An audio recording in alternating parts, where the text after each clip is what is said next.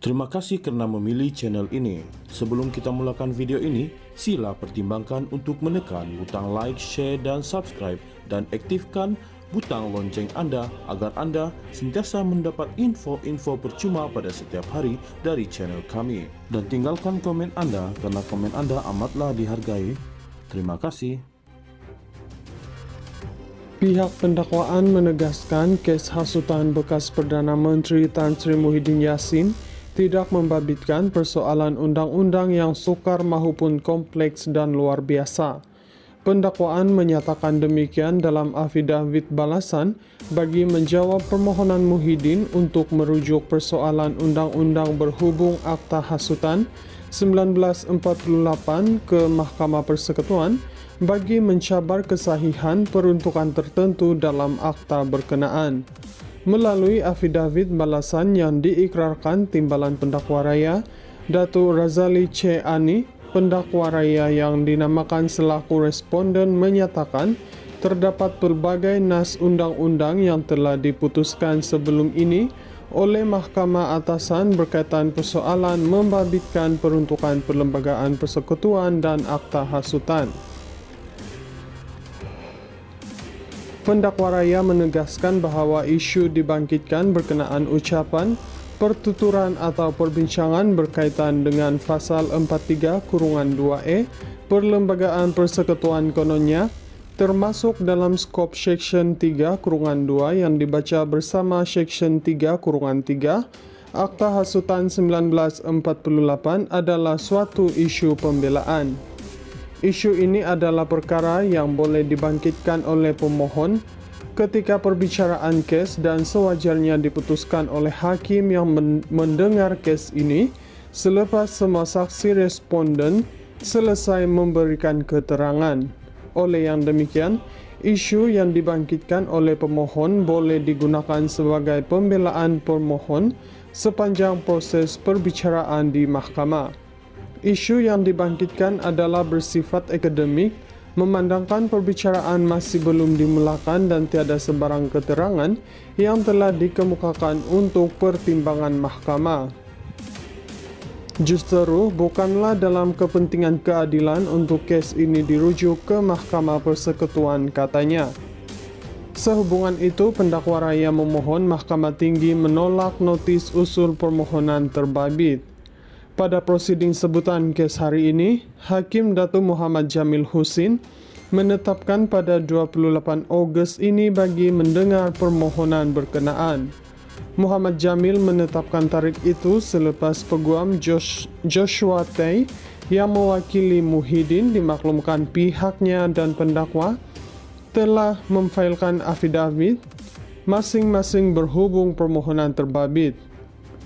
Muhyiddin mengaku tidak bersalah mengeluarkan perkataan berunsur hasutan ketika berkempen sempena pilihan raya kecil PRK Dewan Undangan Negeri Dun Nenggiri di Dewan Semai Bakti Felda Perasu antara 10.30 malam sehingga 11.50 malam pada 14 Ogos 2024.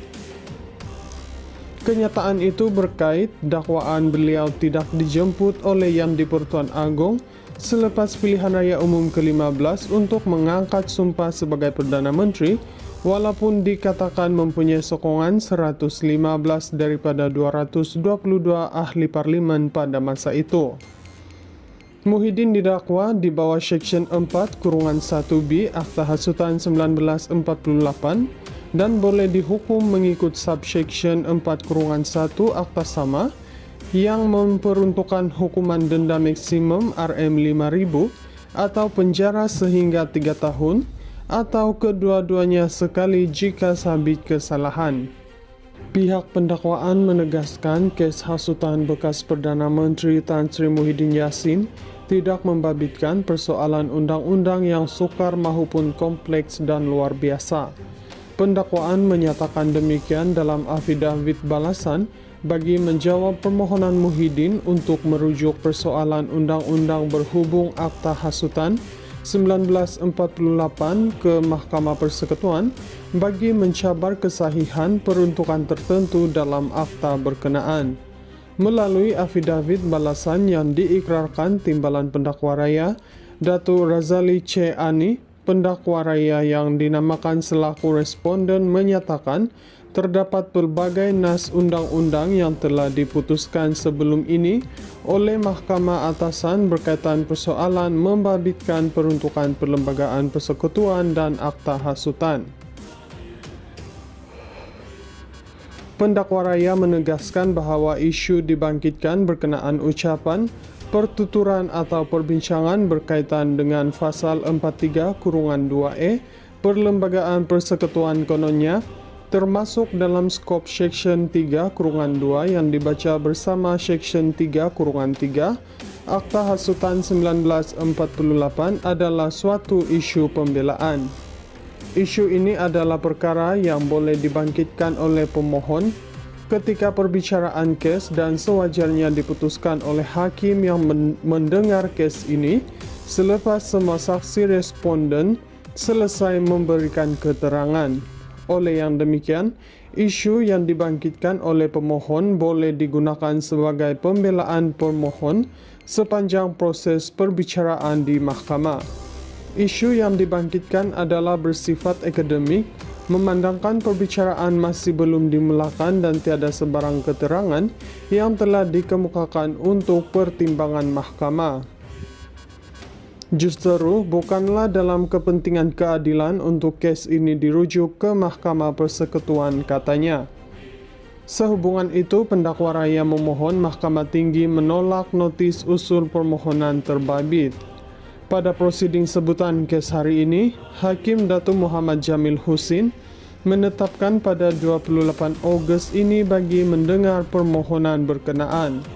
Muhammad Jamil menetapkan tarikh itu selepas Peguam Joshua Tay yang mewakili Muhyiddin dimaklumkan pihaknya dan pendakwa telah memfailkan afidavit masing-masing berhubung permohonan terbabit. Muhyiddin mengaku tidak bersalah mengeluarkan perkataan berunsur hasutan ketika berkempen sempena pilihan raya kecil PRK Dewan Undangan Negeri Dun Nenggiri di Dewan Semai Bakti Felda Perasu antara 10.30 malam sehingga 11.50 malam pada 14 Ogos 2024.